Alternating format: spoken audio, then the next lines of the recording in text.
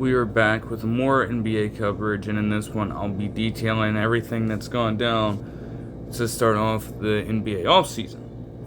Earlier in the week, Khris Middleton would pick up his $33.3 million player option and rejoin the Wizards for this upcoming season. Now, honestly, from the Wizards' perspective, this is quite a lot of money to be giving a player that is nearing 34 years old with Khris Middleton's current production. So for him to opt in and take this deal as well is also just not ideal, for one, from the team standpoint, but also for his own career. It doesn't make a whole bunch of sense to me at face value. Why exactly would you go out of your way to rejoin the Wizards at this state of your career? I don't know. I guess he could be like other players in the league and take like a veteran minimum contract with a contender to try and get another championship that way, but I don't know. At the same time, there's another element that makes me feel like he even understands that when it comes to his value, it is tanked so greatly over just the past few seasons to where no other team in the league might be interested in acquiring his services. Because you got to look at it from this perspective. Less than 4 years ago, as the Bucks made their way to the NBA championship and eventually won it, we were literally having conversations about Middleton being the unquestioned closer on the Bucks squad, even above a guy like Giannis Antetokounmpo, because of his ability to shoot the three ball and get much better shots from around the court than Giannis could in clutch time, seeing as at that point especially he was limited in his ability to shoot the jumper. That made Khris Middleton seemingly an untradeable asset for this organization, especially with the way he was playing. But as time went on, and especially after the 21 season in which he got an all-star appearance, it has just been on the decline from there. I kid you not. He has struggled to stay on the court, especially when you look at the amount of games. He's not even reached 60 games in any of these last 4 seasons. 3 seasons. And also, last year he missed 45 games due to injury. He missed 27 games due to injury in 23, 24, and he missed 49 games due to injury in 2022, while also being benched for a good number of games. The contrast is ridiculous. We're talking about someone who was virtually locked into a pretty solid deal with the team as a player who was just mutually known to be a key piece of that roster. Now you have to be forced to bench him because he's just not at 100%, or you now have to construct a roster without him because he's just never available for you. Like, efficiency, at least in the few games that he did return from in Milwaukee in 2023, that did pose a cause for concern. But when you look at his averages, that's not necessarily the issue here. It's just about being a core player on a roster, and when you look at his overall solid play, because at that point he was a solid two-way presence as well. The age combined with the injuries he's acquired over just the past few seasons, it certainly slowed him down. So he's not that same force on that side. And the Wizards can work around this. I mean, they're drafting a lot of very solid defenders, as I'll detail when I cover the draft later on in the video. But also, I mean, you have Saw there, you have Kubali there, you have George there. Like, there are solid contributors on the defensive side of the basketball. So that can be masked a little bit. But with his age, in this state of his career, is he even going to start? He did last season in the 14 games he played with the team. He averaged 10.7 points per game on 41.3% shooting and just 27.7% shooting from deep. He also had 3.7 rebounds per game and 3.4 assists. So it's a tricky situation when we talk about Khris Middleton. But I think one thing that everybody can agree on is that he has definitely fallen from grace.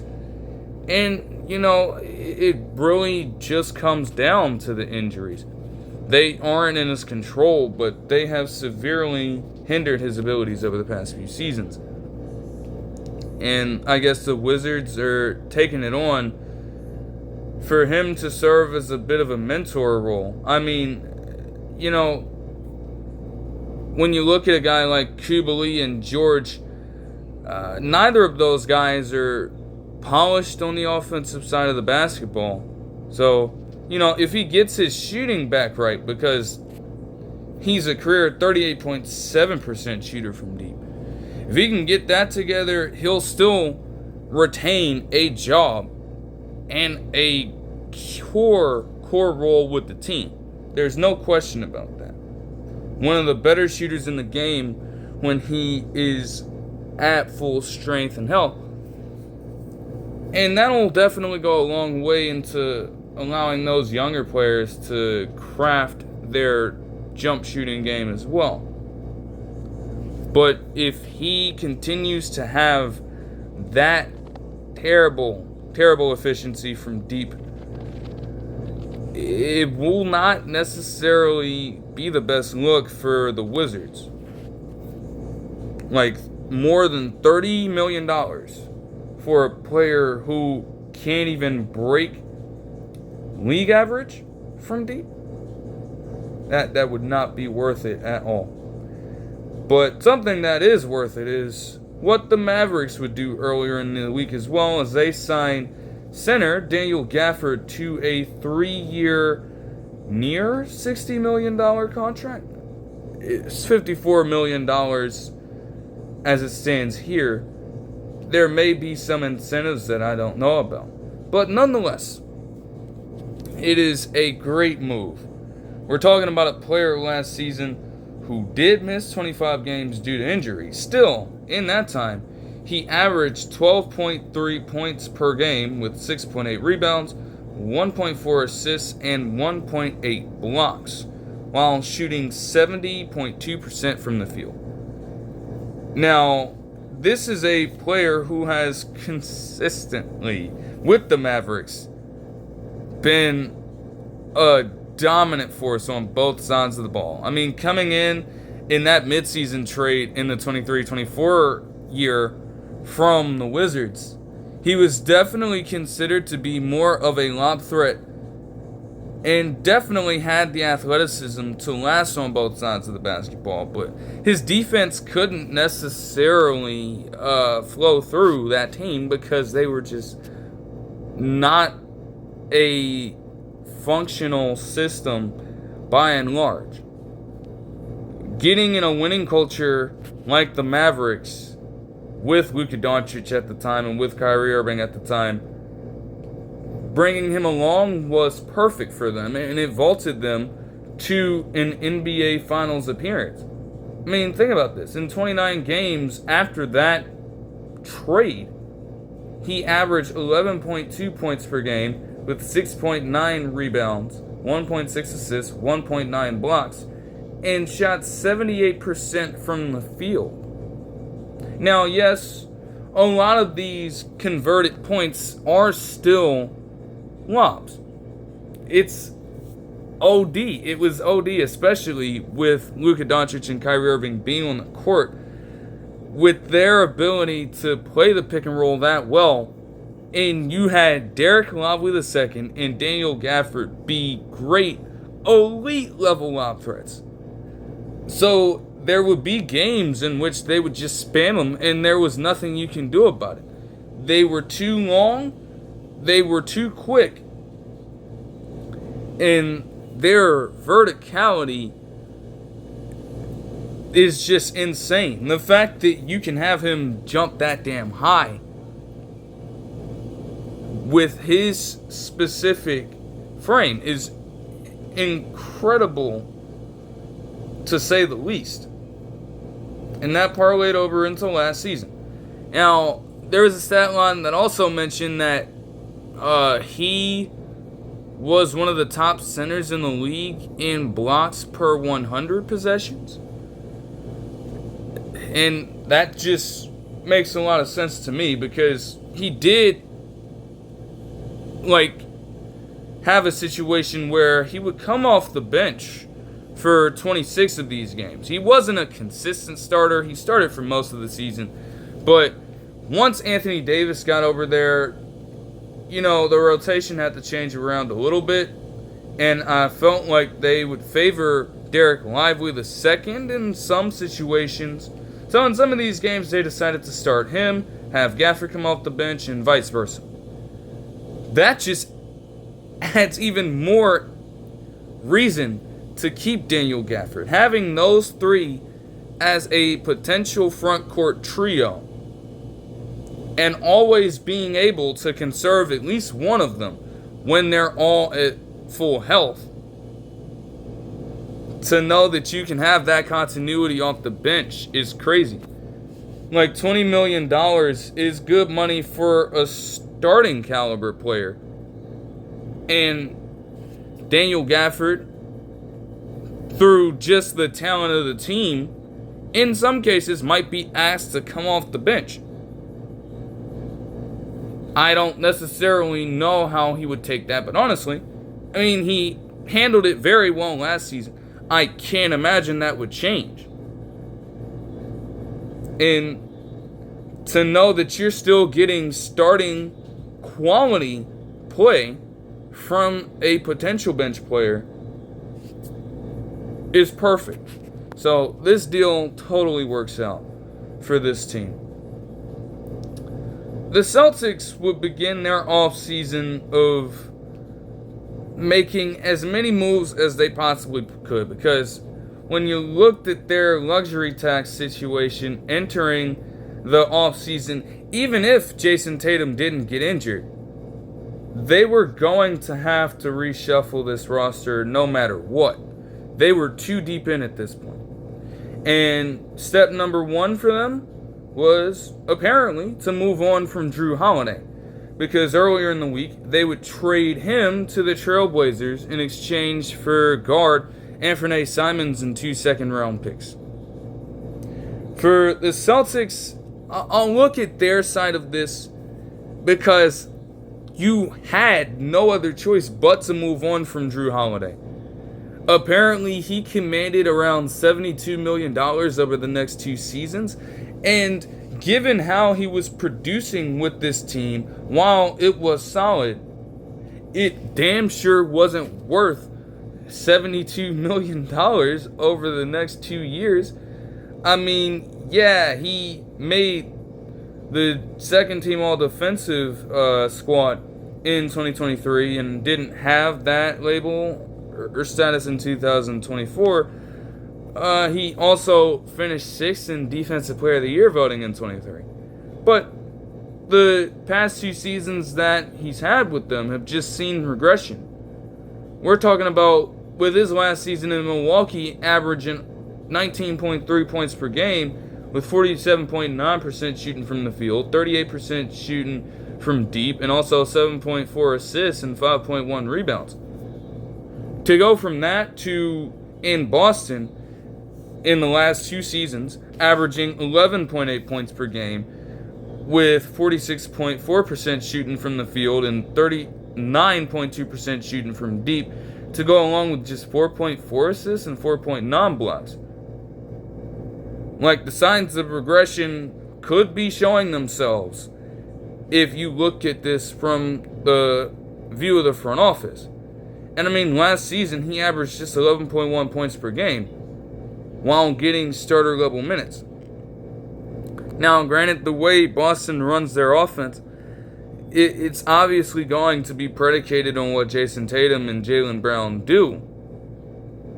So the role for Jrue Holiday is going to change a little bit. Whereas in Milwaukee, when you look at it, he was their only true facilitator at the guard position. Giannis Antetokounmpo, whether people want to accept it or not, has become a player who can do the point forward thing at his given position, and did, ironically enough, play point guard in the first few years of his career. So he has that quality now, especially at the peak of his powers. But Jrue Holiday was that main guy. He was definitely the ball handler in this situation. Jrue Holiday didn't have to take that on. Now, when you look at it as well, now knowing that you're going to be without Jason Tatum for this season, you have to find ways to give Jaylen Brown a running mate in this situation. Because obviously you're going to have to start looking around now. There were even reports that he was being looked into in terms of a potential trade. The Celtics, again, while they may not necessarily trade Jaylen Brown, they've got to start looking at their current roster because they can't retain everybody. It's damn near impossible with this new second apron. It's hard to make those decisions. But shit, that's why these people hold those jobs and positions in the NBA. Getting back Anfernee Simons is very solid, though, when you're looking at a running mate. I mean, through all the shit I talk about with the Trailblazers having a problem in terms of their scoring guards, Anfernee Simons did still lead the Trailblazers in scoring this season with 19.3 points per game on 42.6% shooting with 36.3% shooting from deep. He also had 4.8 assists per game. And, man, as a potential option at the 2, because you would have Jaylen Brown still play the 3, that isn't half bad at all. He played 70 games, so availability, while coming into last season, was a bit of a question mark. I mean, he did come off a season in 23-24 where he played just 46 games. But it feels like he's a young enough player, nearing 26 years old, to where, well, he is 26. But, you look at that contrast, you're getting that kind of contribution and boost from a player who is virtually 9 years younger than Jrue Holiday at this point. And playmaking is certainly a weakness of his, though he's not terrible at it. But you're bringing him in for the sole purpose of lighting it up from deep and just filling it up on the scorer's table, which is a core strength of his. And it feels like Jrue Holiday, while he can still be the do-it-all point guard that he has been over the entirety of his career, en route to 2 NBA championships, that scoring luster is no longer there anymore. At least the Celtics believe so. Whereas when you look at Simons, he's on the verge of his prime, but not even there yet. So his inconsistencies need to be hashed out. This is the last year of his contract, and so the Celtics are in a perfect position to at least see what they have. This could very well be a one-year rental if that's how it has to go. But if he plays well enough, they also have the option to extend him next offseason, if they so choose. And even if they do make that decision down the line, he's probably not going to be as expensive as Jrue Holiday would still be for this roster if he stayed there.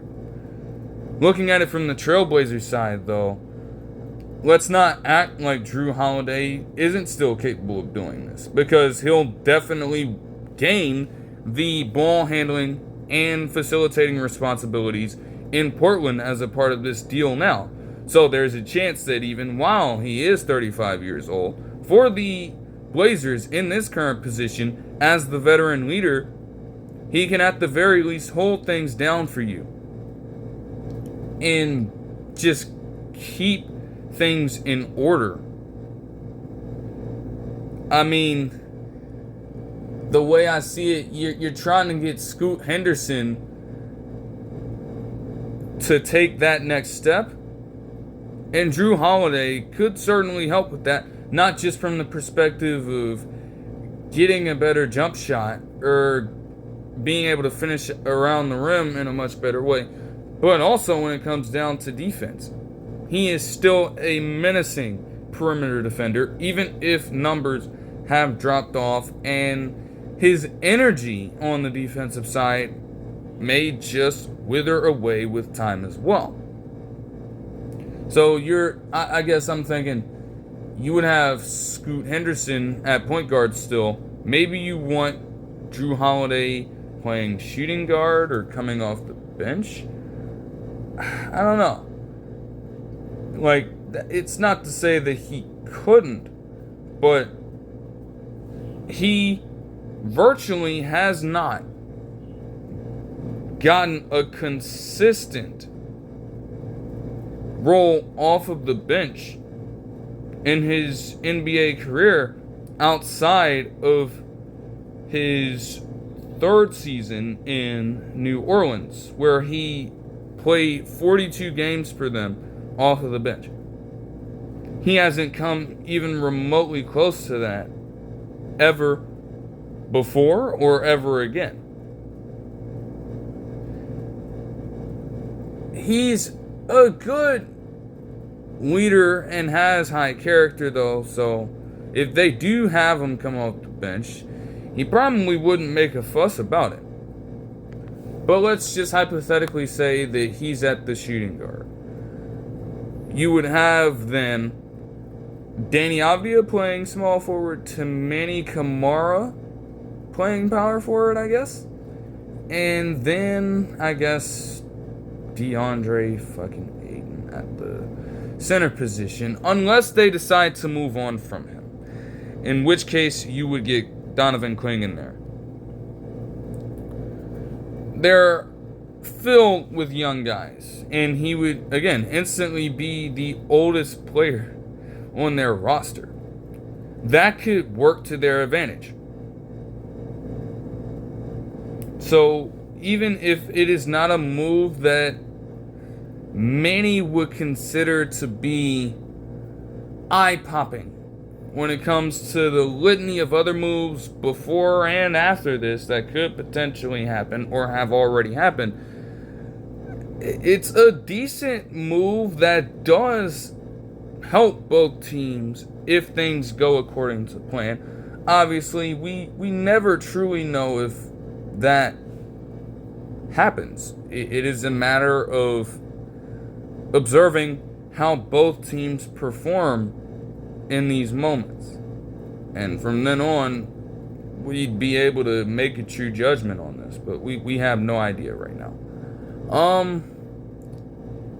James Harden would get himself into some craziness because apparently there's a lawsuit suing him for negligence, and the person placing it forth into, I guess, the courts is alleging that a family member of his, let's just say, assaulted this individual in question, and James Harden was essentially under supervision of the area at the time, apparently didn't know what was going on, didn't check to see it all, and I guess had no knowledge of this overall. I think it was his nephew that allegedly did these things under his watch. I don't necessarily know how true it is, so I'm not going to speculate, but I just noted that. I look at the headline, I read through it, and I'm just questioning a lot. I haven't seen anything about this case since then, so I guess however long it does take, just keep an eye out on it. I don't really know what to think about it right now. I'm not going to lie to you. But when it comes to this trade, the Wizards were very clear that they didn't want to keep Jordan Poole around for the long term as it was. And, I mean, his playing style can honestly invoke those thoughts in people. But legitimately, as soon as they signed him, they noted that this was just going to be a temporary rebuild, and they were always looking to pump up his value if they could, to then ship him off to another team and acquire more assets in the long run.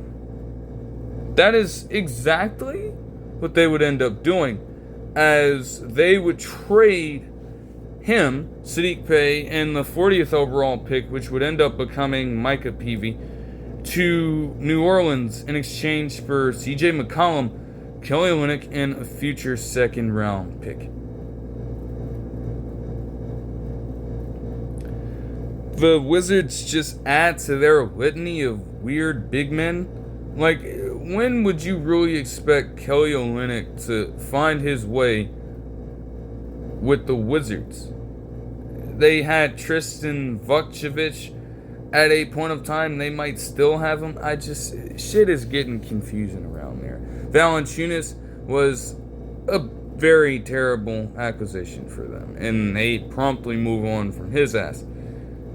Kelly Olynyk doesn't command as much money as Valanciunas did. I couldn't imagine at this point. But his three-point shooting appears to be a bit more consistent compared to Giannis Valanciunas, and that's where I think the value comes in with having him there.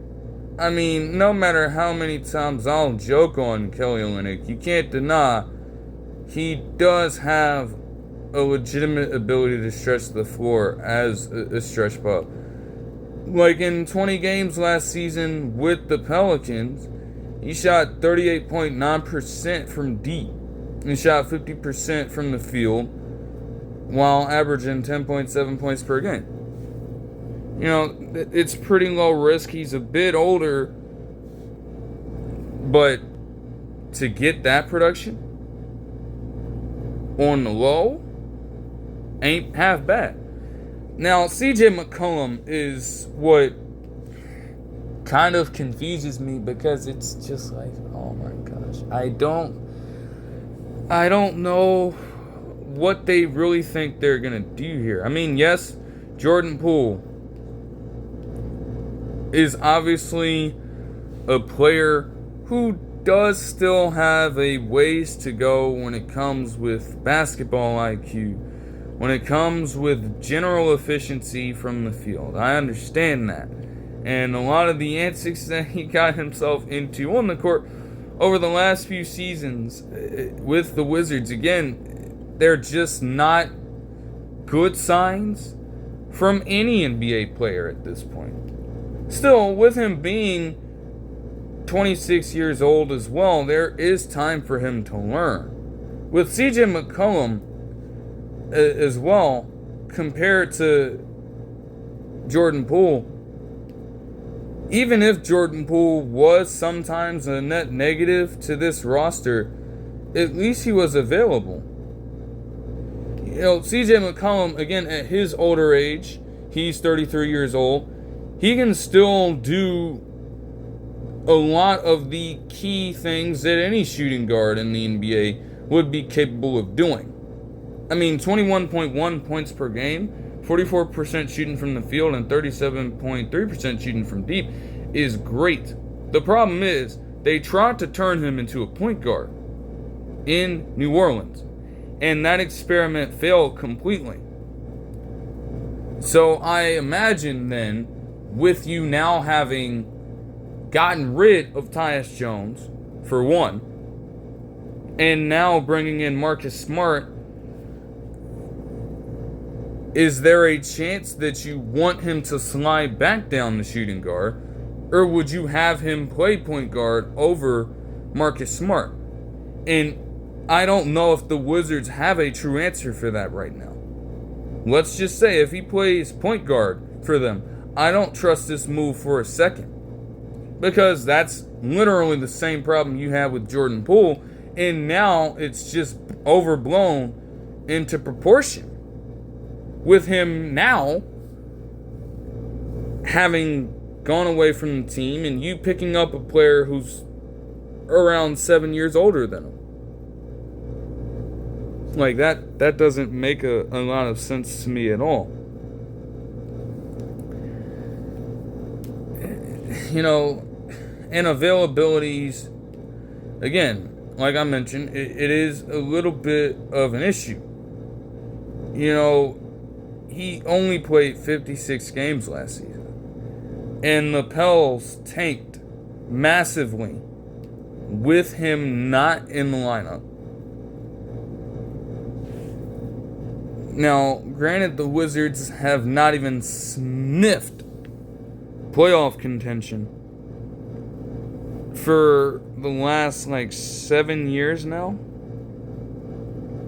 So that would not necessarily be where this issue lies at. But the fact of the matter is that in Washington, things have got to turn around soon. You cannot consistently be stuck in basketball purgatory like this. You have to move forward and be able to take a direction. Hopefully, in CJ McCollum's case, he can be available enough to help them take the right path, or the path in which they want to take, desire to take. Because if not, then, it's not going to go well for them. But for the Pelicans in this situation, I'll look at Jordan Poole first, because again, we look at this situation, and again, as a point guard, this may not end up working out.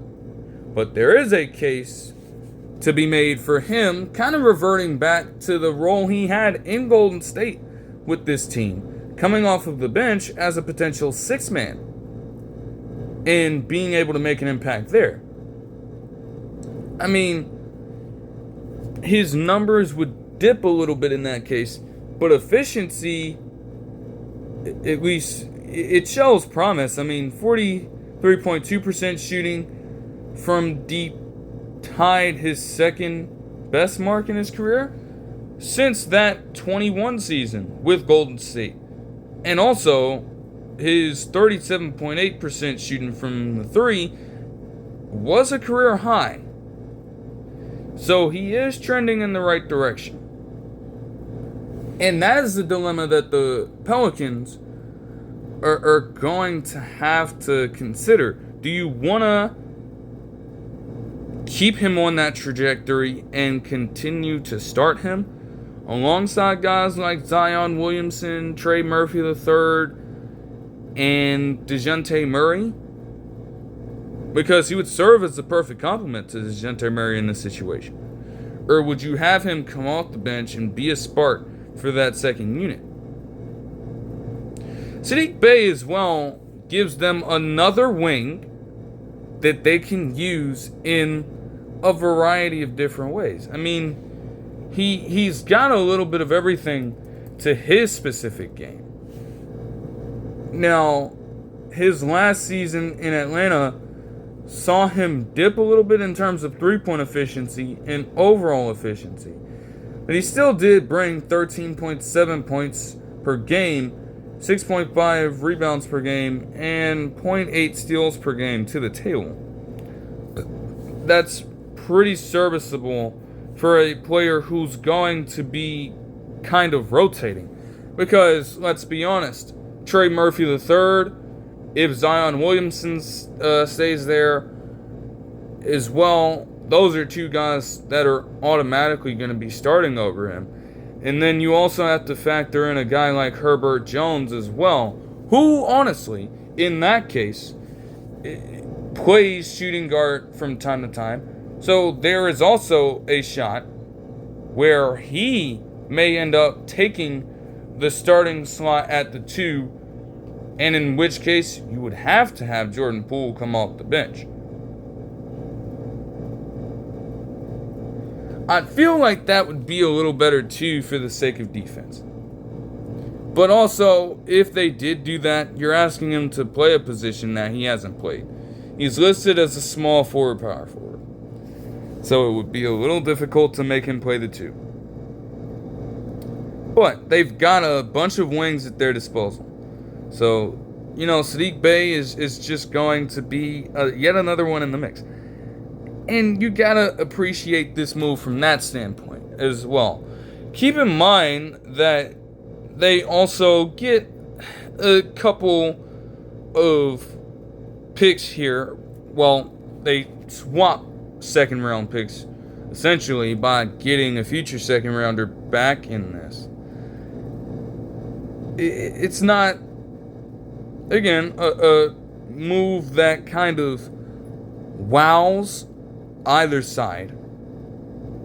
There still may be a little bit of confusion on both ends of this, but they are respectable, they're understandable. It all comes down to the execution, though, of these specific trades. Let's just say that the Celtics were not done making moves as well, because they would decide to, on Tuesday, trade Kristaps Porzingis and a second round pick to the Hawks in exchange for Georges Niang and a second rounder as well. This is also part of a 3-team trade, as the Nets would acquire Terance Mann and the 22nd overall pick from Atlanta. And with that 22nd overall pick, as I noted here, I think. Actually, no, I won't. I won't spoil it. I won't spoil it yet. Even though I did just do it with the Wizards, I'll just detail the entire thing. It makes much better sense to just look at it from that standpoint. But yeah, the Celtics, with this Porzingis move, they did officially get under the luxury tax for this season, which was the most important thing. They may very well still be on the fringe of going above it, but at the very least, they've cleared that hurdle. That was the most important thing. And Kristaps Porzingis, man, he was definitely a key piece for them en route to their championship run, even if he did miss all that time due to injury. An invaluable piece to them. Like, we're talking about a player who possesses his kind of size alongside the other wing talent that they had on that team. It made them borderline impossible to score on. And the Mavericks felt that in that series, aside from the one game that they stole. But when you're looking at a player like Kristaps Porzingis, availability has always been a problem for him. For him to be in his position while averaging a combined 19.8 points per game on 50.2% shooting, with 39.2% shooting from deep, 7 rebounds, 2 assists, and 1.8 blocks per game with them in the 2 years he's been with the Celtics. Those are great numbers. And the Hawks may very well be getting a very good look from Porzingis as well if he can replicate this alongside a guy like Onyeka Okongwu. And Clint Capella, Clint Capella could be on the verge of getting moved on from because it's already been made clear that Okongwu's the starter now. I don't necessarily think that Capella would settle for a bench role, but we'll see as time goes on. Anyways, for a player who is the third option on this specific team, sometimes even the fourth option, with how Derek White would perform, those are great numbers. But, again, this man missed a combined between this season and last season 65 total games, including 40 in just this season, with a litany of injuries, including a mysterious illness that he may very well be still suffering from to this point. That hasn't been confirmed or denied. The public doesn't know whether he's overcome this or not. And you hope that eventually that sickness could pass. But if it is still that debilitating and it is still being prolonged for that kind of time, even if the Hawks might be getting a solid asset in return, he's not going to be available for the very early portion of the season if this is true. And the Celtics could no longer, especially given Tatum's injury, they can't do it. Tatum, ironically enough, before this injury had been one of the most durable players in the NBA. And it took an injury of that sort to get him out of there. While that still stings for them, he obviously will not return for them. You have to have somebody at that power forward position who can hold it down as a solid player. And Porzingis will not have his health abiding.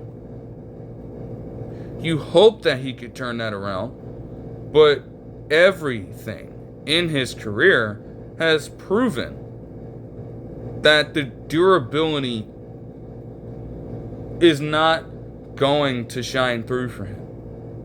As sad as that is to say. And the Celtics in return getting a player like Georges Niang back in this and a second rounder, I'm not all sold on Georges Niang. Now, granted, I didn't even know he was from Massachusetts, so to that extent, it's poetic for him to return here. But I don't know, it's a little strange. Like, he averaged, with the Hawks in the half season he played with them, he averaged 12.1 points per game on 41.3% shooting, to go along with 44.1% shooting overall and 3 rebounds per game. When it comes to the boards, they're going to need him to be a much more dominant force on that front. Size might not allow him to do that, but it'll be needed. Because Brown may be able to do that as well as a wing, but that's about the surest thing outside of Al Horford. And even then, Al Horford is going on 40 at the center position. Anfernee Simons does not bring that aspect to the table at all. He's not going to get you rebounds consistently. You can't expect that. So it's going to have to be on Niang. The three-point shooting is there, and he doesn't command the ball on offense as well. Obviously Jaylen Brown and maybe Anfernee Simons to some extent will be taking on those roles. So Niang even if I don't necessarily think he's the greatest player in the world, in terms of fit for this team, he should slide in perfectly. It should be a seamless fit. At least one would believe. But it is also about consistency with him. Like, is this going to be a genuine tell? Or are we just being duped?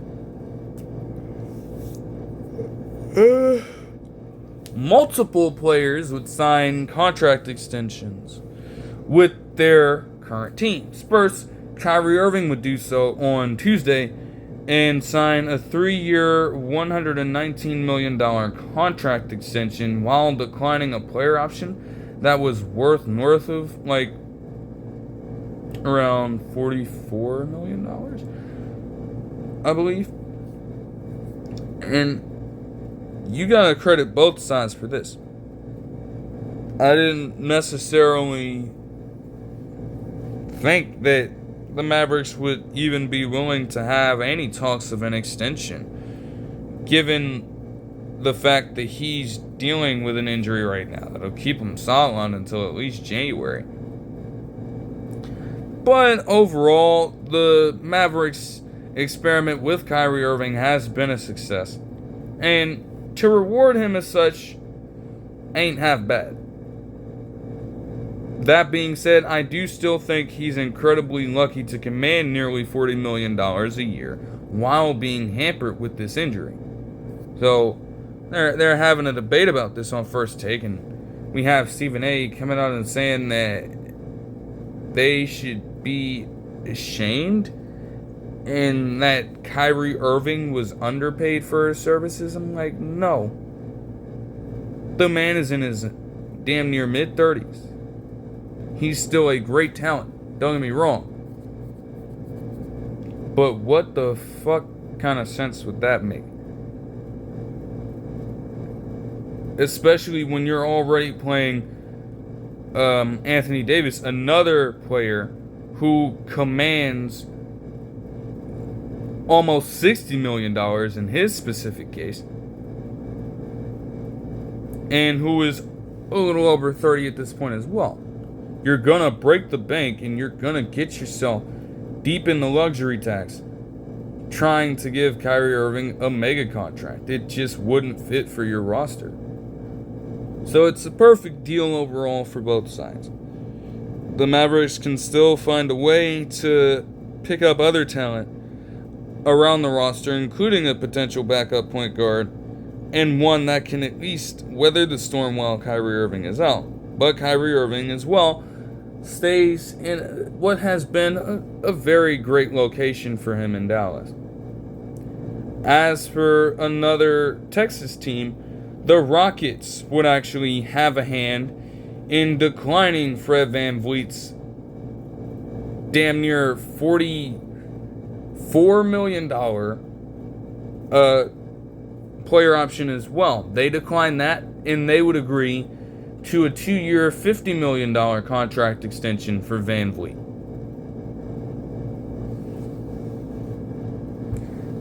Freed up enough space for them to make this Kevin Durant trade fully work out.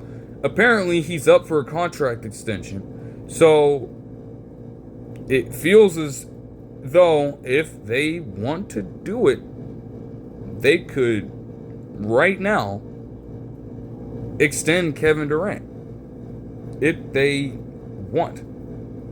They have the freedom to, by having Fred VanVleet, even though the team declined it. I guess he's accepting of taking a little bit of a pay cut here. $25 million a year seems a little bit more palatable for what Fred VanVleet can offer you at this stage of his career. And he did play very well last season. So to capitalize off of that while ensuring that you don't pay as much money is pretty fucking solid.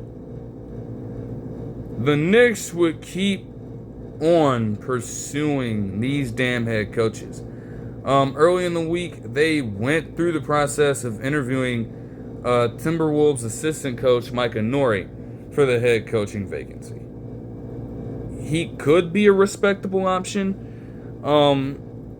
He did get to showcase some of his talents in the Western Conference Finals run that the Timberwolves had the season prior to last with Minnesota, given Chris Finch's just very weird injury during one of the first round playoff games between the Timberwolves and the Suns. He did a solid job in his replacement, and that's all you can ask for. At this time, too, other coaches like Mike Brown and Taylor Jenkins were also being interviewed by them, or looked into at least. Then, later on, in fact, I believe yesterday, the Knicks would be set to interview former head coach James Borrego for the head coaching position as well. It's very interesting every time that James Borrego's name gets brought up in something. I don't know.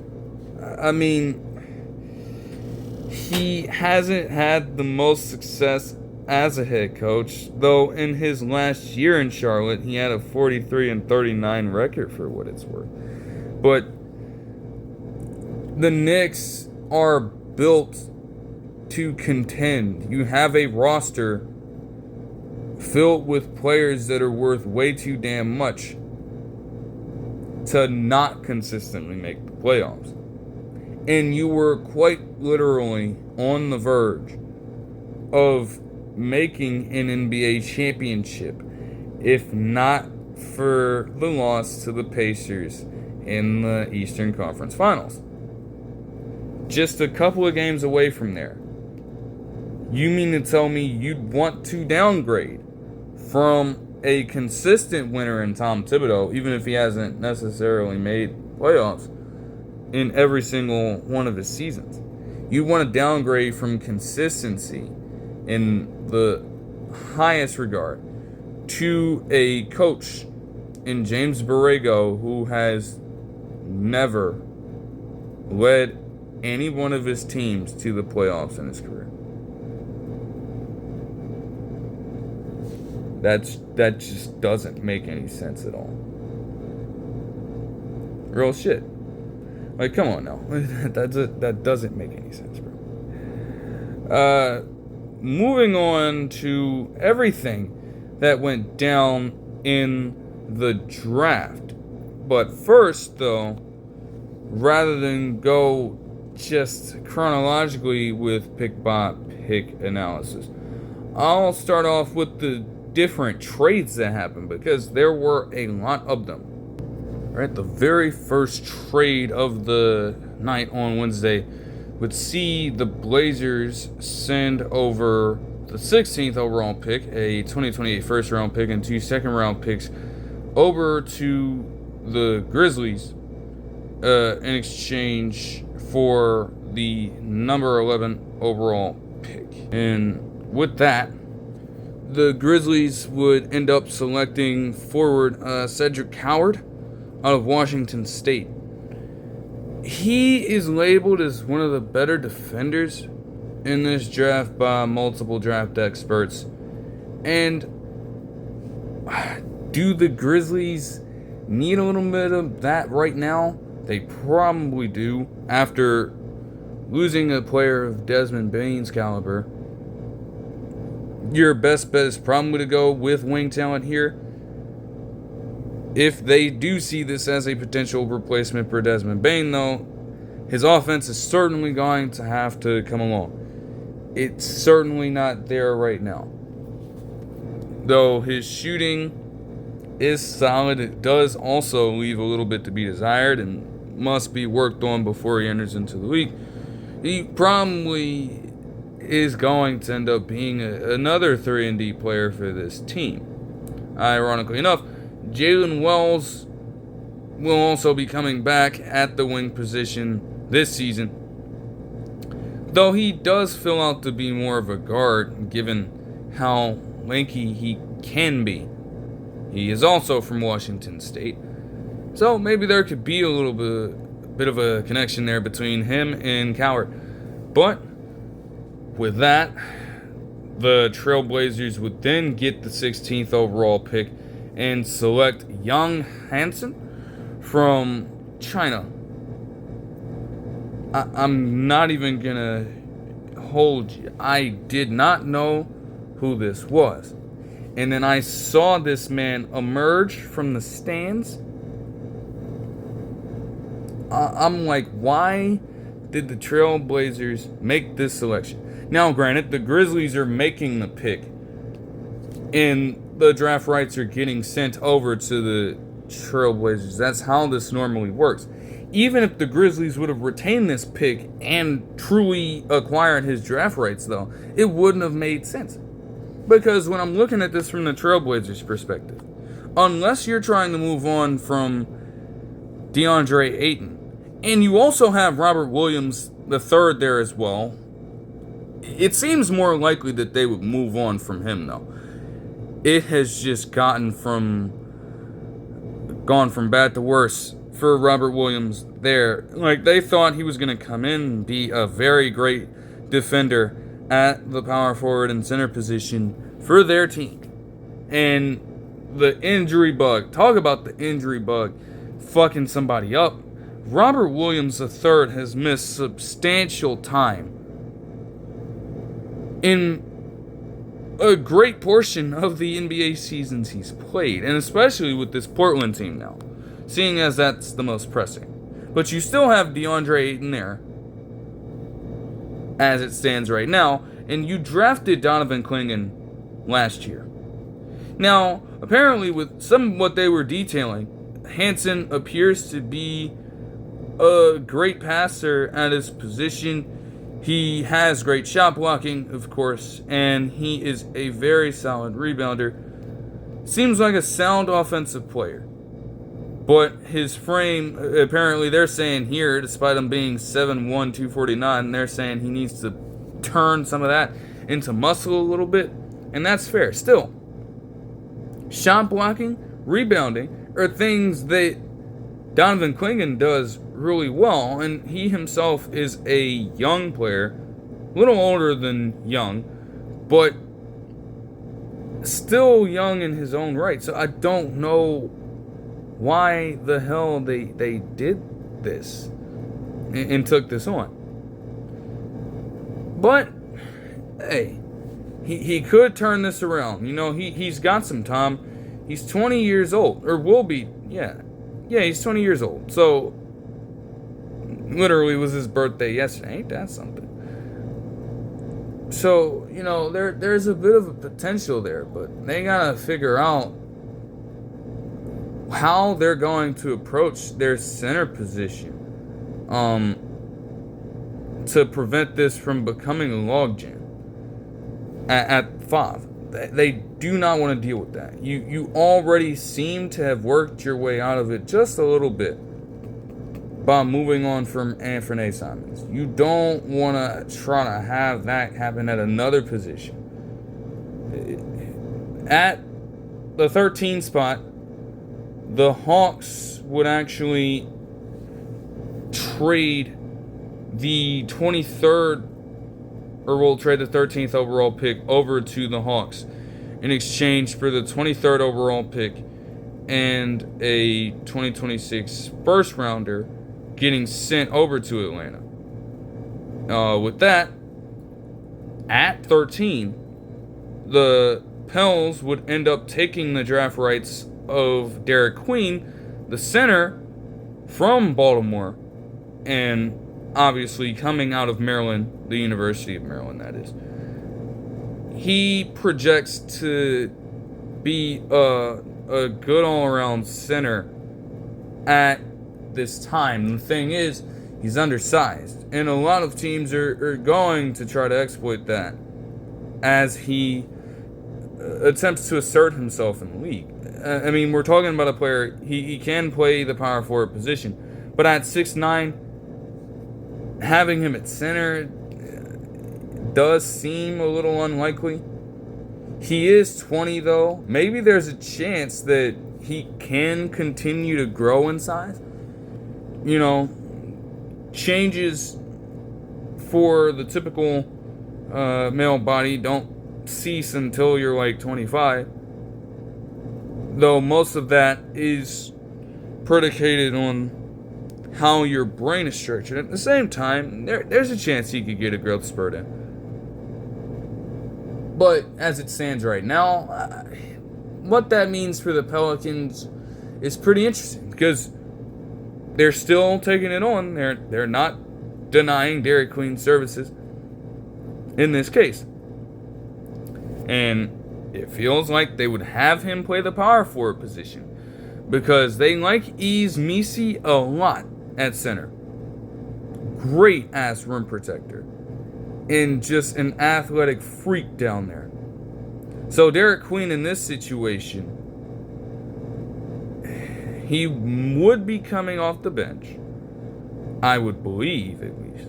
If they did decide to start him, though, he would play power forward. And that, in my mind, invoked one crucial question. What the hell is going to happen with Zion Williamson? Because Derek Queen appears to be a very great talent at that position. And Zion Williamson seems to be trending in the wrong direction in more ways than one. So, I don't know. That might be a little bit of a crazy thought to have, but I just gotta come out and say it. It's not looking like an optimal situation for him right now, given some of the moves that they're making.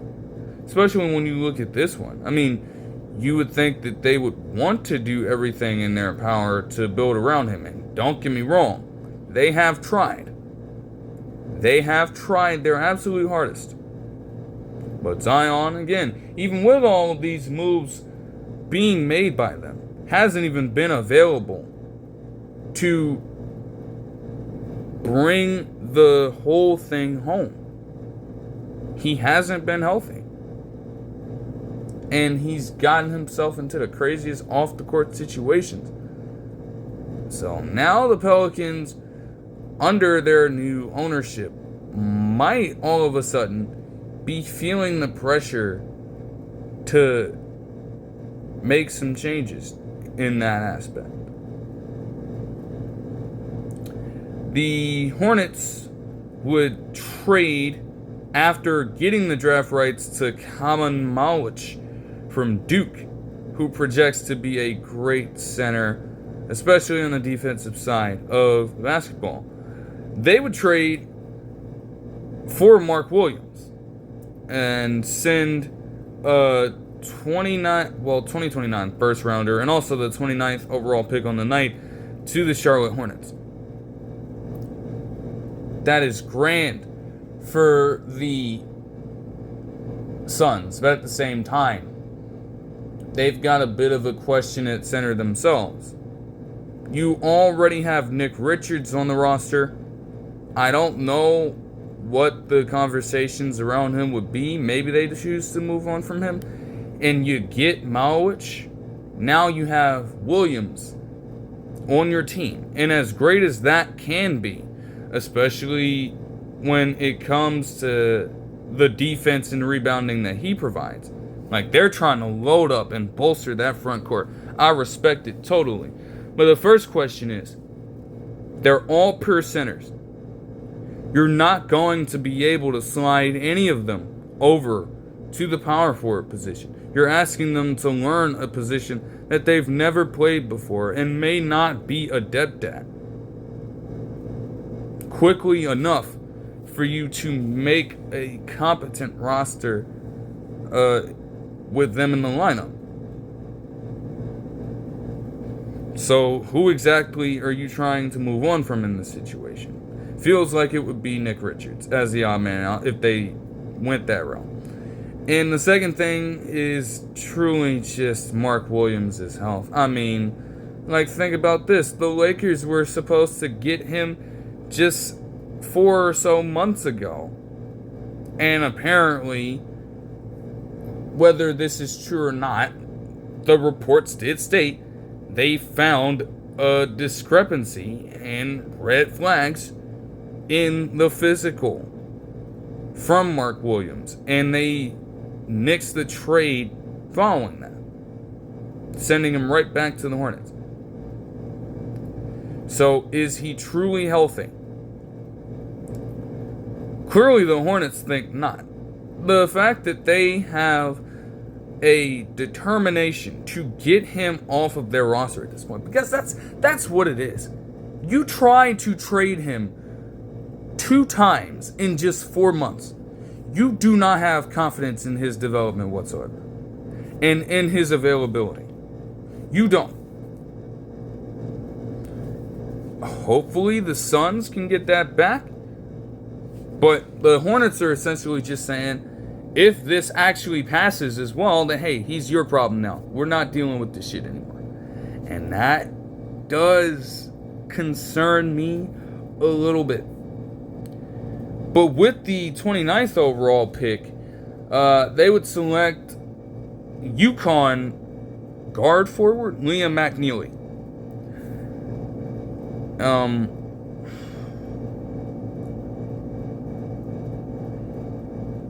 He led the Huskies in most major categories as a freshman, but I feel like, I don't know, in the biggest moments of the season, it felt like he just could not get the job done. Now, granted, I'm looking closely at, his March Madness run in the way that UConn went out against Florida, the lack of production that he had, and I don't know. I mean, it might be a little harsh to ask, like, even if it has been done, of course, like, it had been done literally in the same March Madness. But I might be asking a lot, out of a freshman to just not get nerves and, have off nights in the highest stakes games of the season. That might be asking a lot.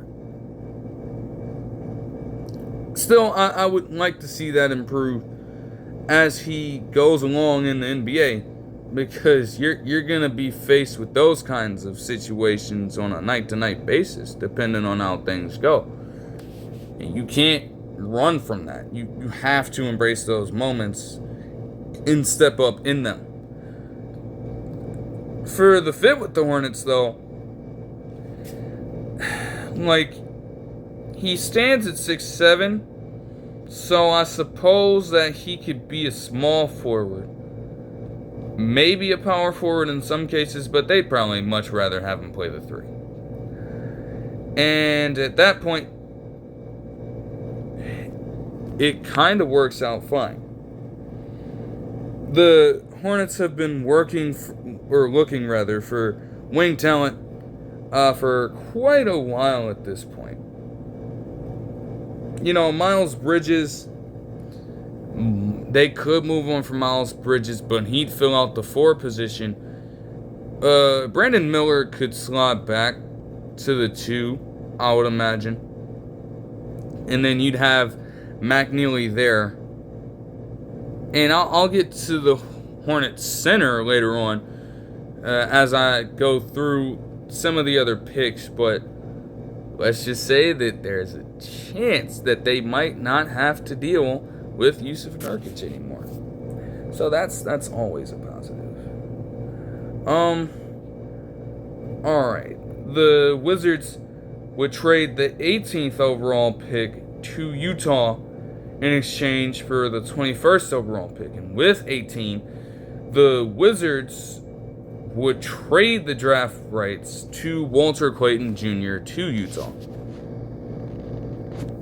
Now, given what Utah had done in this draft earlier, it just creates an intriguing situation at the guard position on that damn team.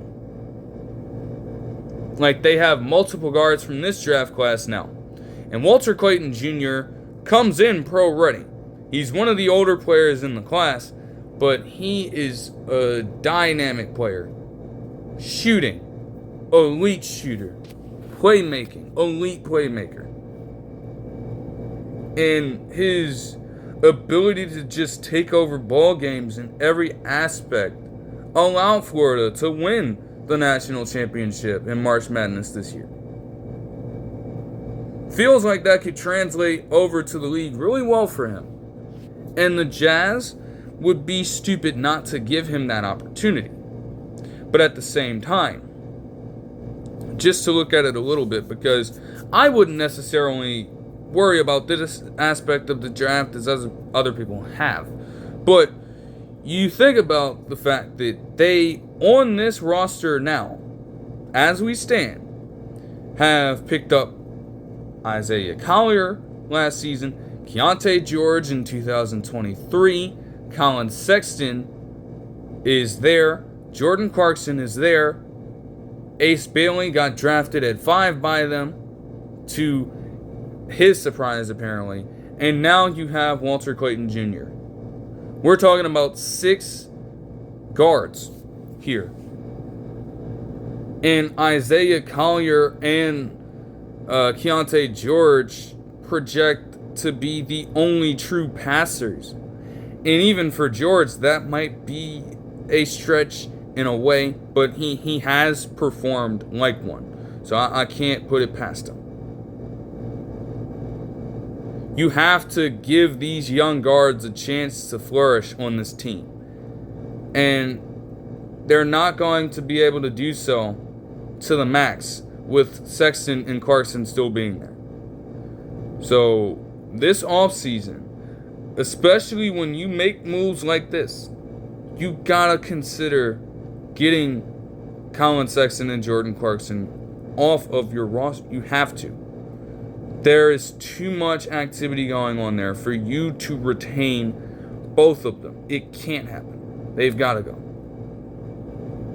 The Wizards at 21 would get the draft rights to forward Will Riley out of Illinois.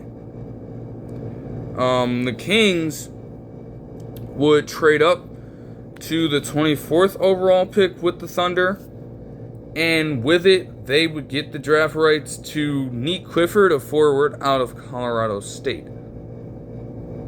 He projects to be a solid player as well. And for the Kings, it's kind of difficult. He would probably end up being on a 2-way deal. I don't know if they would retain him for the long haul, but it feels to me like there's almost no space for him unless they decide to make some moves as well. Because you already have Trey Lyles, DeMar DeRozan, Zach LaVine can be a wing at times, and you have Keegan Murray still.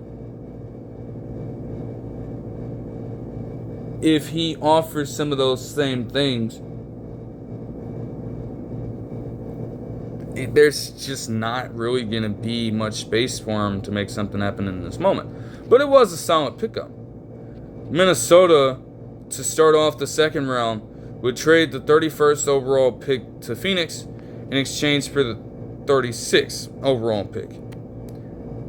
The Suns, in the moment, at 31, would select Rasheer Fleming, a wing out of St. Joe's. And it was very smart for them.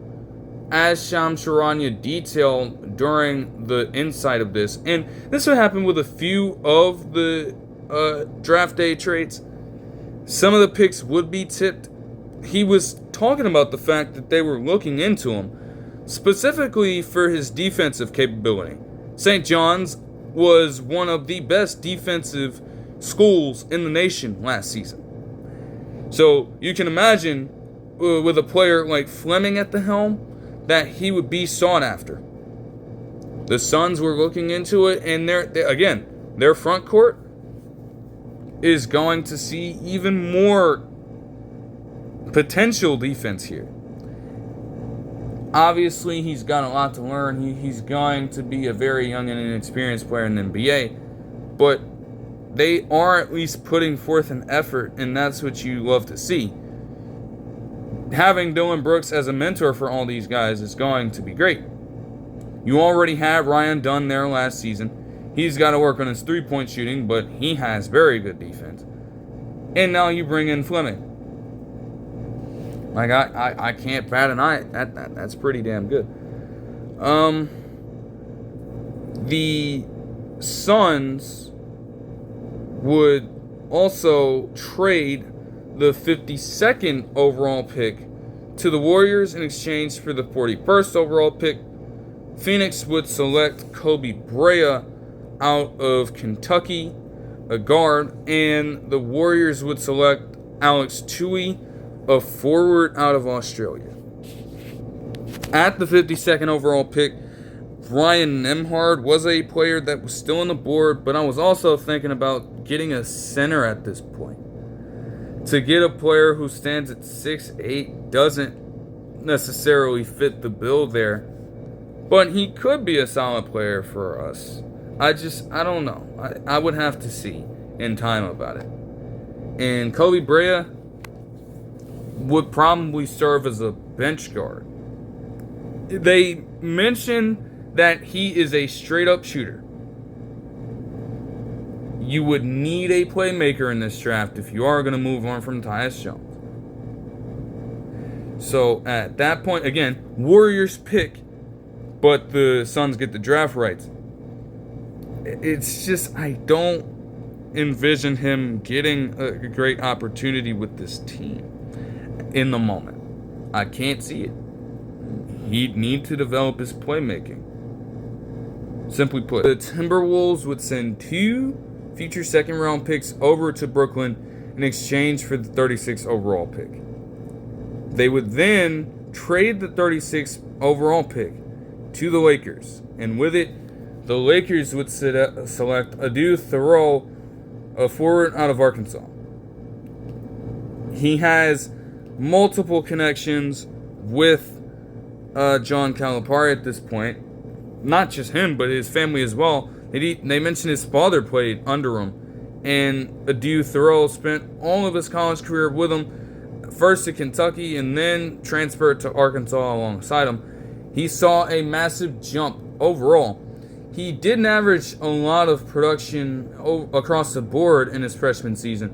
Ballooned up to respectable numbers in his sophomore year, and then as a junior, he averaged 15.2 points per game while being one of the best players on that Arkansas roster.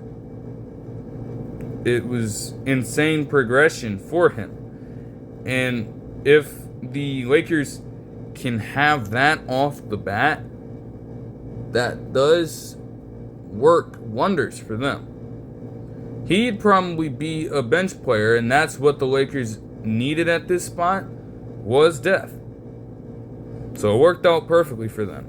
They did all they could to get up there as well. Because literally in this next development that I'm detailing here, they had the 45th overall pick,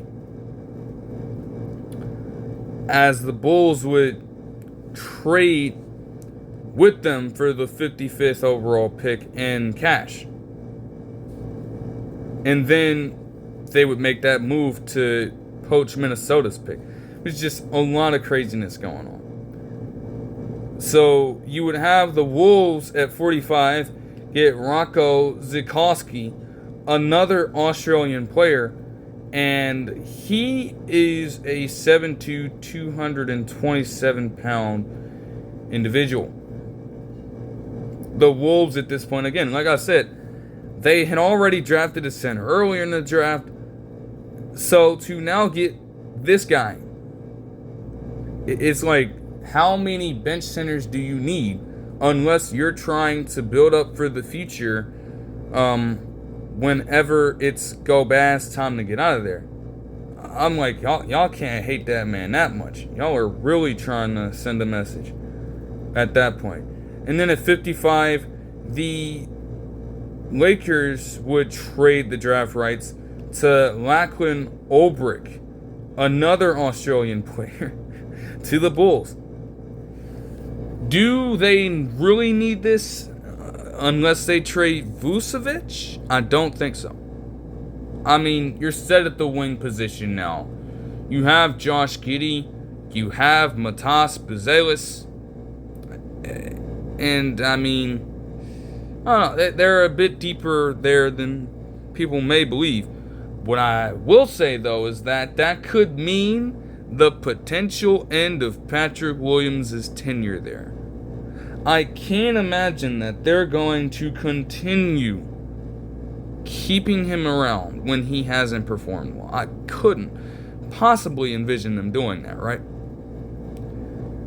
The Celtics would trade the 32nd overall pick to Orlando in exchange for the 46th overall pick. The Magic would select Noah Pinda from France, a forward, and the Celtics would get the draft rights to one Amari Williams out of Kentucky.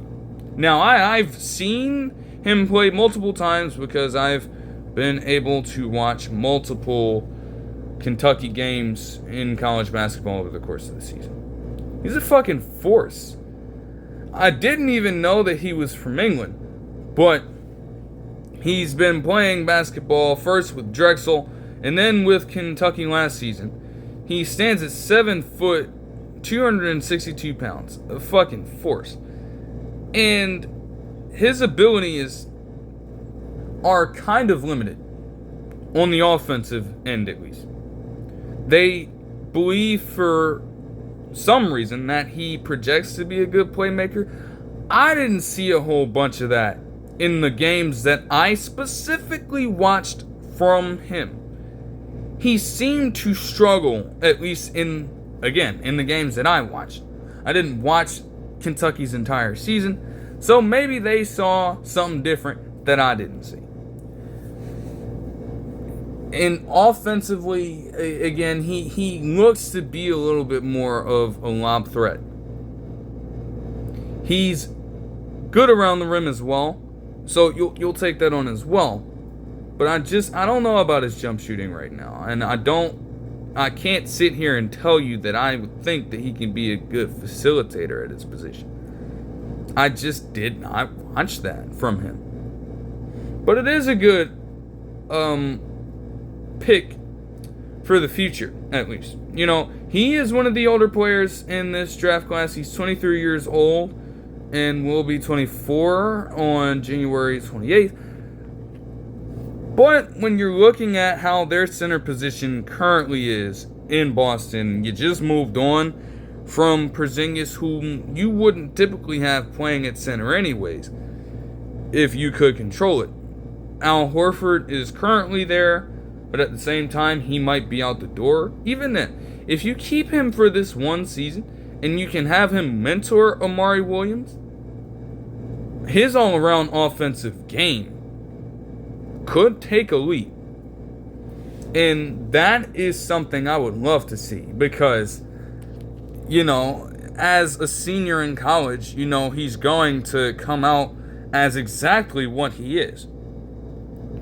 There isn't necessarily room for growth in the collegiate stance when it comes to you being a senior. You are what you are at that point.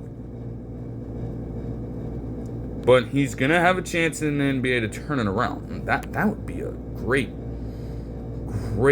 situation to watch unfold. I'm not going to lie to you. Okay. The Spurs would trade the 38th overall pick to the Pacers. And with that pick, Indiana would get the draft rights to guard Cam Jones from Marquette, which I thought was a fucking steal.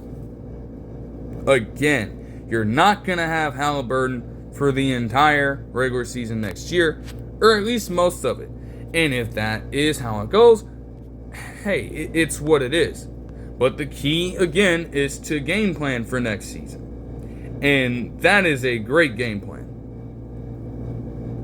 You know, you have guards in Andrew Nembhard potentially starting, and TJ McConnell potentially as a sixth man who can generate offense in a variety of ways. And Cam Jones is another player who can do virtually the same thing on an even greater scale if you need him to, which honestly might end up happening this season. So he'll have a roster spot. I don't think he'd be on a two-way contract. They are probably going to look into his services right now. He's going to be ready to go. As, again, one of the older players in this draft class, he is also 23 years old. I think he's ready and built to go in this Pacers system. Oh my goodness. It's going to do wonders for them while Halliburton is gone to at least stay the course. You're not going to win every game, but you want to at least keep yourself in the race. That can certainly happen with this kind of move. And not to mention, when you look at Cam Jones, depending on who you ask, he was Marquette last season. You can make the argument that they don't even get into March Madness and make the slightest push imaginable without him on that team. And that kind of mentality could carry over into a Pacers team that is still reeling. I'm just saying. I am just saying. Alright. Utah would trade the 43rd overall pick to the Wizards.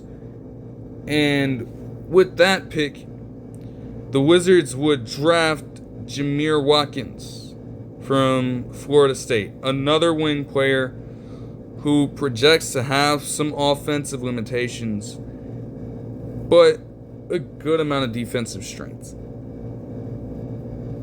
It hasn't been atypical of the moves that they've made in the draft over just the past couple of seasons.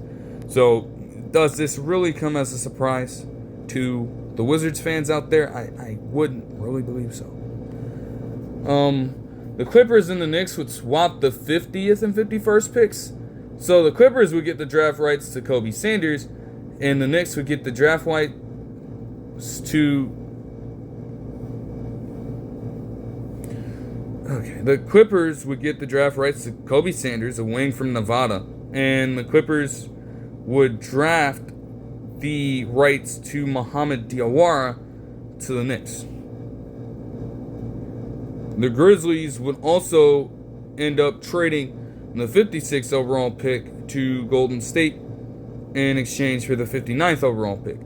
With the 56th overall pick, the Warriors would get another pretty good steal from this draft and select Will Richard, the guard out of Florida. Now, granted, you probably still needed a center at this pick, and the fact that you had two chances to get one while passing them up is a little crazy.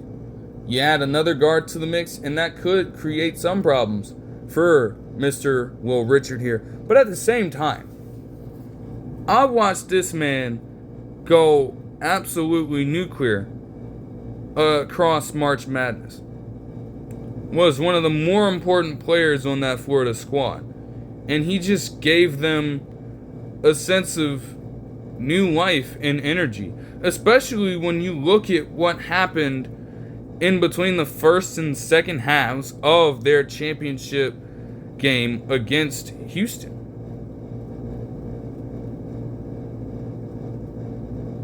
They were quite literally down at halftime, and Will Richard, with his overall athleticism and shooting, brought them right back into the ball game, where they were eventually able to win in the national championship. It was crazy.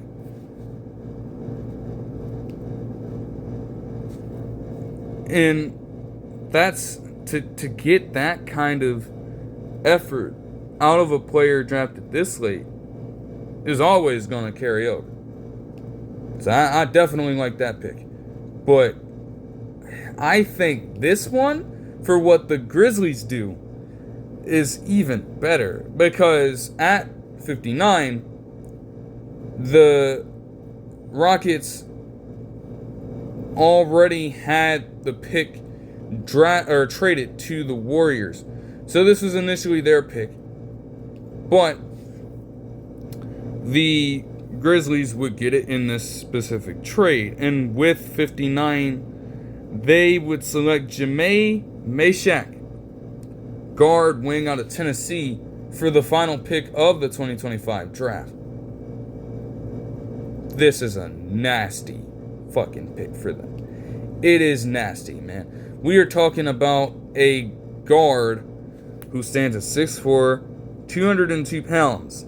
He is a 22-year-old, will be 23 in November. But, man, he is, bro, when it comes down to defense,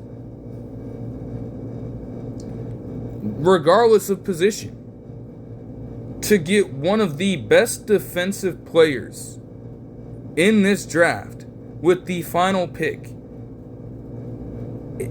you can't even make that shit up. And he's going to fit in seamlessly with the Grizzlies. Not to mention that you already come in with this kind of defense. He averaged 4.2 rebounds and 1.7 steals as a senior, while being a finalist for the Naismith Defensive Player of the Year award, and getting named to the SEC All-Defensive Team, and being named as a finalist for the Field of 68 Defensive National Player of the Year award, and winning that one. When it comes down to Masai, he also was one of 6 Power 5 players to record at least 60 steals and 20 blocks last season, according to this draft report here. And you are bringing that in to a system that already has Kentavious Caldwell-Pope. He's going to have to work on his shooting because he's not adept at that whatsoever in the games that I watched out of Tennessee. It's not a strong suit of his. But you are learning from a 3-and-D specialist in Caldwell-Pope here. And while the production may not be the same, man, there are so many tips and tricks he's going to be able to provide for him. Boundless at this point in his career. He's gone through so damn much. When it comes to being on the losing end as frequently as he was, to then winning multiple championships with the Lakers and the Nuggets. Like, he's legitimately parlayed this into success. So I have no doubt that he can teach Masai the tricks of the trade. But wow. Like, what a move for them to make that happen this way. And I'll get back into the draft, but a development that happened earlier today would take place out of Toronto, as they would detail that Masai Ujiri, the longtime Raptors president and vice chairman, would be out and relieved of his duties. Definitely found it shocking. Like, I thought Ujiri would be an individual that they would just keep around for a very long time. I didn't even realize that he was on the verge of getting moved on like that. It was just so sudden. So when I saw that earlier, I was just confused. I'm like, there's no way they're seriously thinking about this. But apparently, he was on the last year of his deal. I guess they feel as though the Raptors, they had their winning ways, and now they've just been mired in all of this kind of losing over the course of the last few years. Maybe they feel that changes needed to be made. But at the same time, did you really think that trading away, in terms of just general members of the team, Ujiri was the face of this franchise? The face. You move on from the one piece that most Raptors fans would never move on from. That's all I gotta say about that. I'll look a little bit at some of the picks here just generally, just because. I mean, we knew Cooper Flagg was going number 1, right? Again, as I joked around and said, there is always a chance out there that they could just move on and not draft Cooper Flagg. But they did the right thing. They did the smart thing. The Spurs getting Dylan Harper was very good for them. And it does create a little bit of a situation, though, where you now have to choose. It's probably got to be Devin Vassell or Keldon Johnson off of that roster. I don't see how you're getting all this young talent at the guard position and you can then retain those two. It's damn near impossible. Then they also, at 14, drafted Carter Bryant, a wing out of Arizona, who is a very good 3-and-D player. I mean, the amount of Arizona games I watched this damn season as a fucking Gonzaga fan is crazy as shit. But his talent was on full display in pretty much every game that I watched. So, both of those picks are very, very good. VJ Edgecombe was kind of obvious at 3 after a while, seeing as, they detailed how Ace Bailey just wasn't working out with any teams and wasn't even giving them the time of day. They talked around with VJ Edgecombe and they came to really like him as a prospect overall. He was still going to be on the board at this spot, and they swooped him up completely. The Pelicans getting Jeremiah Fears is very, very interesting. He was projected to get drafted by the Jazz. But honestly, with him being a Pelican, that ain't half bad either. I mean, he was a freshman last season, and as young as he is, he ain't got no business having the mentality that he does, and yet he brought it every single fucking night. Shit. With the injuries that Oklahoma was dealing with, if he was not playing the way that he was playing, Oklahoma may very well not have made the March Madness run that they did. And we're talking about this coming from a freshman. That's crazy. The thing is, though, it does get a little confusing. You already have Jordan Poole there, and to be honest, Fears does some of the same things well that Jordan Poole does. So I don't know about his opportunities this early on, but in being a lottery pick and having that kind of potential, yes, buzzword, potential, this, potential, that, man, he's gonna get a shot, and I'm here for it. Like, he is gonna be something special, bro. The Nets at 8 would get Yegor Demin from BYU. I was like, why in the fuck did they draft this tall, lanky ass nigga? They labeled him as a playmaker. And I guess in some of what I saw, there were bits and pieces of it. But in most of the BYU games that I saw this season, this man was taking the reins of the offense away from Richie Sanders the whole time. And would just get himself in these spurts, in these ball games, where he would just devolve into complete and total tunnel vision. Not even worrying about passing the ball, just trying to chuck up crazy shit. Like, he took this one deep-ass jumper from 3, and I'm like, what the fuck are you doing? I'm sure the coach probably gave him hell for it, too. It's like, this is college, and you're out here just trying to take some of the wildest shots imaginable. Like, that's crazy. The Nets are a team, though, where, if he does start,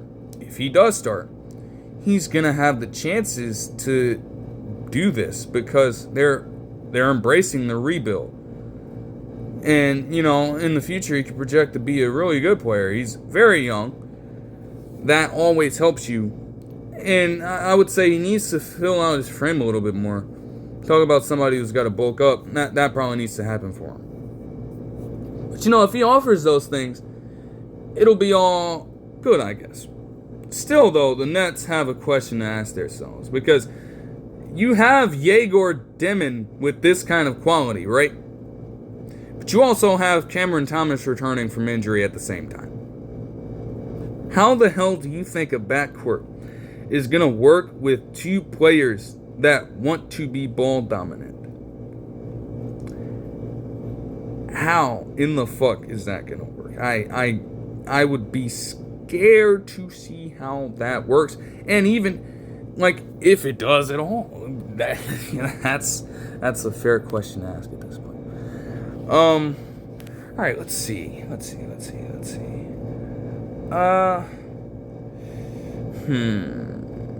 The Magic getting Jace Richardson.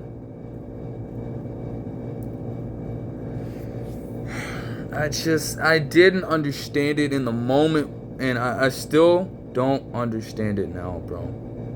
I'm like, you moved on from Cole Anthony, yeah, but you still have Anthony Black on your fucking roster, okay? This is the same team that already has Caleb Houston as well. Oh, and don't forget, they drafted Jet Howard literally last year, I believe. If not 2023. Let me check to confirm that.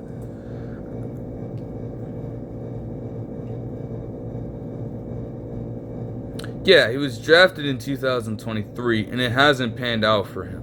What makes you think that you're going to get a player from state? Yes, even if he has the ties to his father, Jason Richardson. How do you think that's going to work out for him? And he stands at 6 foot tall. So I don't know what they're trying to do here. I don't get it. Do you think he's going to be like a playmaker? No, he has literally proven himself to be a score-first player, at least in college, with Michigan State. I just don't understand the pick here. The Clippers, at the end of the first round, would draft Yannick Niederhauser from Switzerland. And also with this pick, he became the first player from Penn State's college basketball team to get drafted in the first round. For the Clippers, I thought, I got scared. I got scared that they were going to go with the center option that I was very sought on going after. Very, very certain in going after this particular center prospect. But Kenan Niederhauser is a very respectable center in his own right as well. He seems to be more of a lob threat, given the kind of packages they had for him as well. And his defense is also great. He apparently was one of the fastest centers, if not the fastest center, in the shuttle and the 40 time. So the Clippers, in an effort to, I'm not going to say recapture the glory days with Lob City, but let's just say they haven't had a center with that kind of quality since then. Having him come off the bench and be a change of pace for Zubac, that would be exceptional for them. They're already a good team, so that could unlock yet another layer for them. And you still have James Harden there. I don't even want to. Ooh, oh boy. Damn, that just sounds crazy to say. At 34, the Hornets would draft Ryan Kalkbrenner, center out of Creighton, after selecting forward Zion James out of Duke with the pick prior. It's a great move. And while Nurkic does offer some of the shooting that Kalkbrenner does, he does it at a higher level. He is way younger, of course, and his defense is great. One of the better defending centers in this class. And obviously that comes with experience. He's on the older side as well. But he's still much, much younger than Jusuf Nurkic. And, you know, the Hornets are a team that's trying to get back on the rise once again. Have Kalkbrenner come in and assume that starting slot and give you that production off the rip. That projects to be a really good one for them. And I truly appreciated that. At 42, the Kings would draft center Maxime Reynaud from France and Stanford. He stands at 7 foot, 237 pounds, and he is currently 22 years old. Now, he is an all-around player, as many people projected. He's got a decent three-point shot. He can rebound his ass off, and he can score with the best of them. So I questioned here at this spot, you have Reynaud coming in and offering this kind of production to you. I don't know where that leaves one of either Jonas Valanciunas or Domantas Sabonis in this case. Because they, especially Sabonis, on a much greater level than Valanciunas currently does at this point. But they do the same thing at a great level. So I don't know what the discourse around him is. I think people were saying that Sabonis could be traded. And, I mean, I guess we'll see if that happens. But it feels like that is a good tell when you're getting a prospect who has a similar makeup like that. You might be very well trying to move on from him. I don't know what to make of that. At 49, the Cavs would select Tyrese Proctor, guard from Duke in Australia, during a fucking commercial. Couldn't believe that shit. And he is a dog too. We're talking about shooters. Oh, he can shoot his ass off.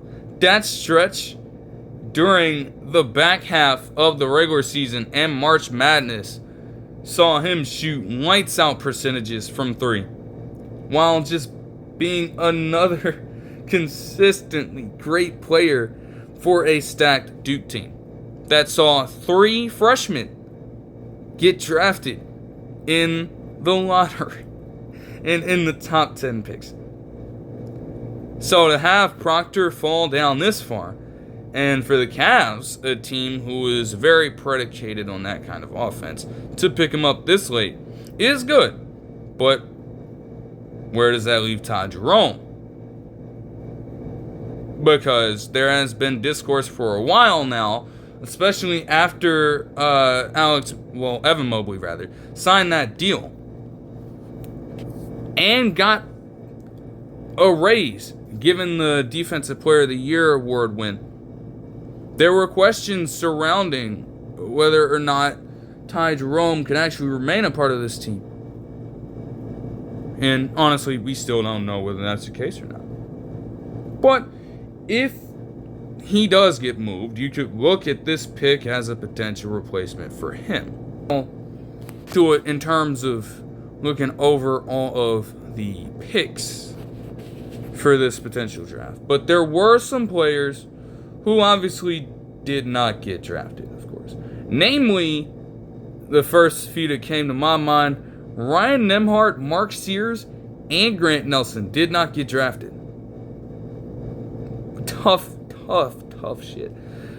But, you know, UDFA is still ongoing right now, and there have been a great number of undrafted free agents who have picked up two-way contracts with teams around the league.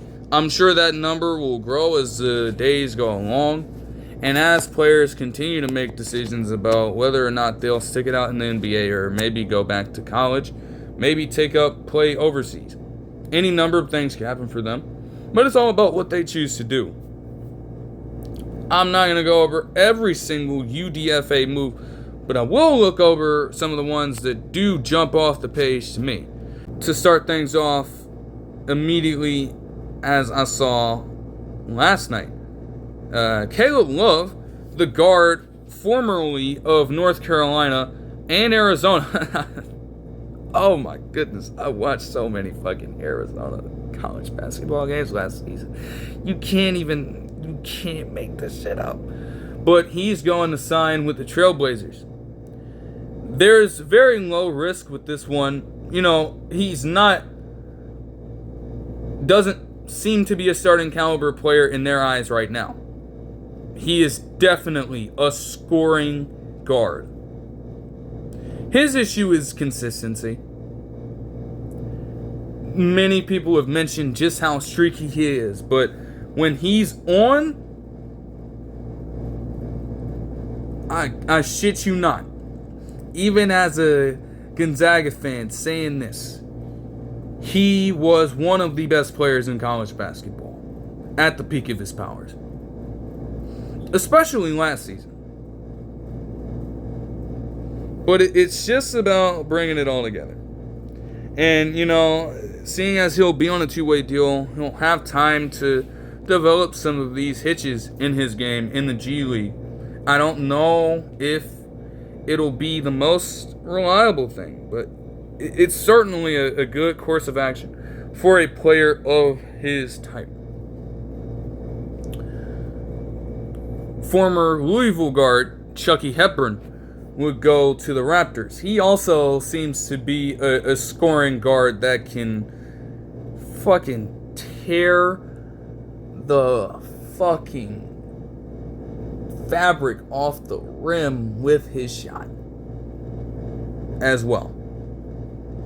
Is that something that the Raptors need right now? Kinda. I mean, they have Grady Dick at forward. They could probably use it on the bench.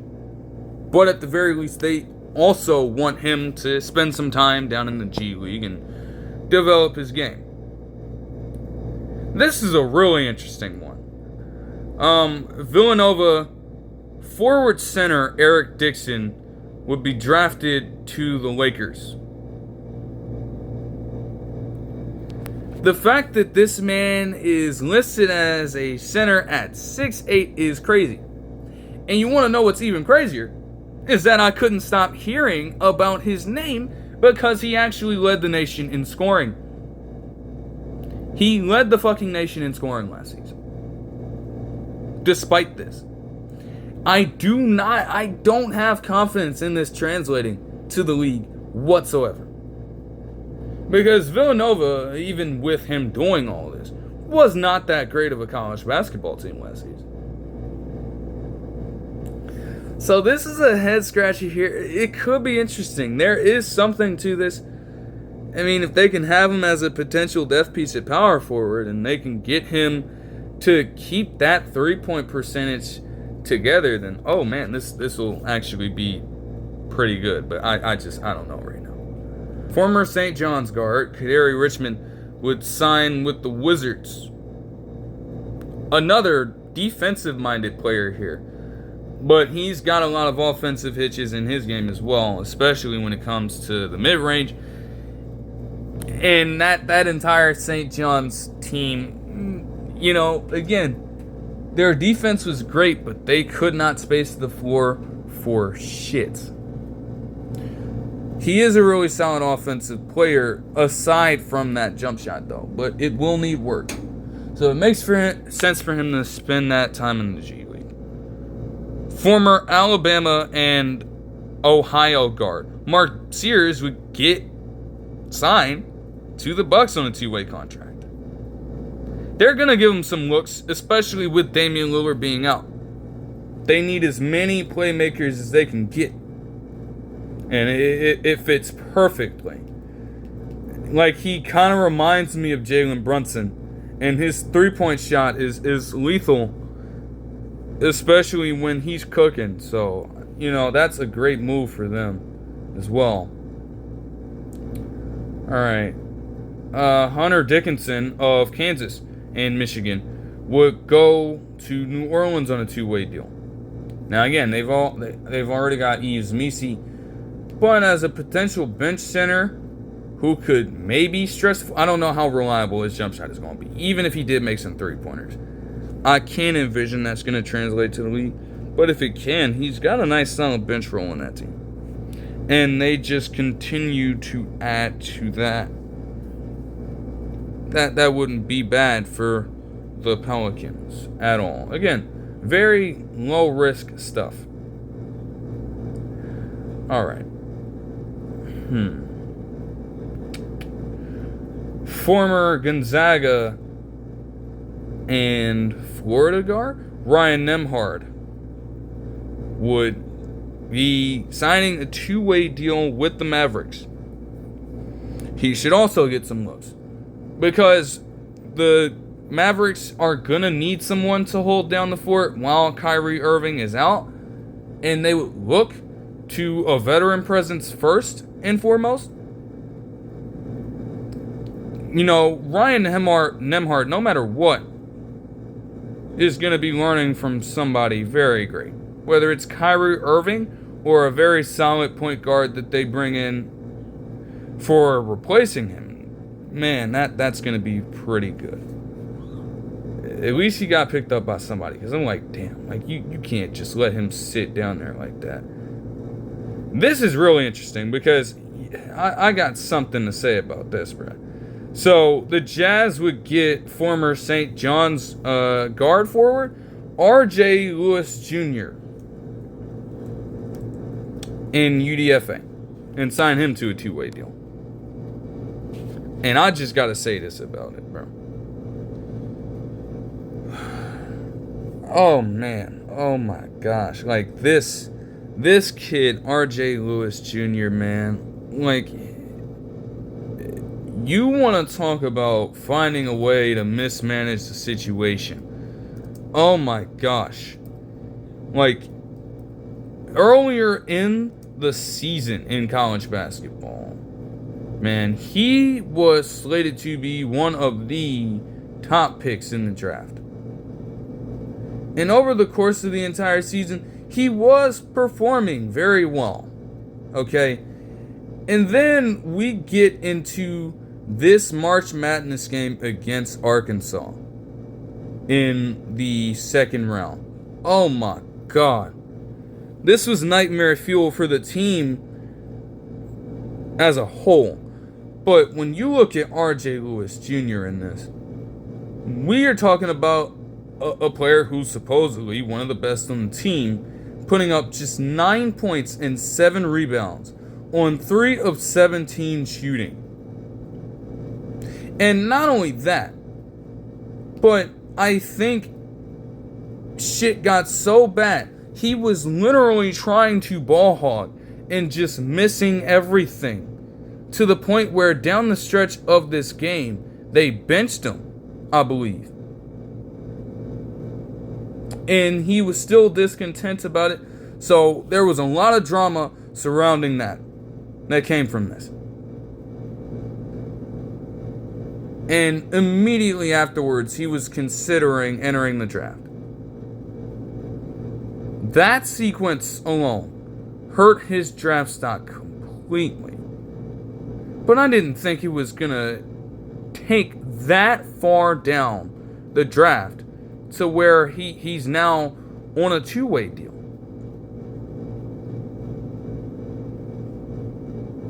That is crazy progression from a player who, again, was supposed to be one of the top prospects last year, entering this draft class.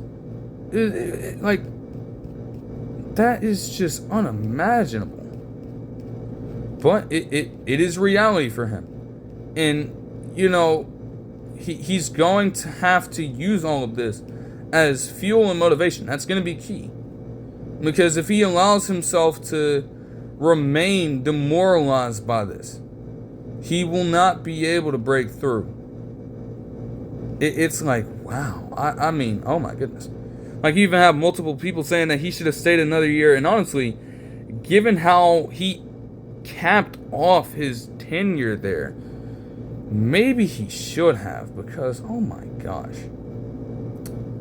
The same thing can probably be said for a player in R.J. Davis's shoes, as the former UNC guard would be taken by the Lakers in UDFA, and he would sign an Exhibit 10 contract. At the same time, R.J. Davis was already a 6-year senior. He needed to get out of there. So I understand that completely. This one is very interesting. All right. So Creighton guard Stephen Ashworth would be picked up by the Pacers in the UDFA. And now you already have Andrew Nembhard, TJ McConnell, and Cam Jones. Obviously, Halliburton will come back in 26, 27, most likely. Oh my gosh, bro. Like, Stephen Ashworth is already a player that looks to be more of a facilitator than anything else. I mean, that's all he did at Creighton with Kalkbrenner and the rest. Well, Jamiah Neal as well. Jamiah Neal's a really good player as well. I don't think he's probably eligible for one of the next few drafts. So I'd look out for him in the long run. But yeah, he was doing that the whole time. I think he obviously led the team in assists. He's also a very good three-point shooter as well. And you're bringing a player with that kind of mindset and skill set into this system with TJ McConnell to potentially learn from. And they're just picking him up. They're not even talking about a two-way contract. So he may have a roster spot. And boy, TJ McConnell mentoring Stephen Ashworth is just going to do wonders for his progression. Now, he's already going to be ready for the pros as one of the oldest players in the draft. But my goodness, still, just to have that as a mentor is crazy work. That's just going to help the Pacers even more than they know right now. Former St. Mary's guard Augustus Marchilianis would also sign an Exhibit 10 deal with the Lakers. So that could be a little bit of a competition brewing there. Marchilianis is a solid prospect, though. So I can see why that would happen. The Warriors would pick up Chance McMillan from Texas Tech out of UDFA. And the Raptors would take Alabama wing Clifford Amaroy. And that'll do it for this one. I hope you guys enjoyed the video, and I'll see you guys in the next one. Peace.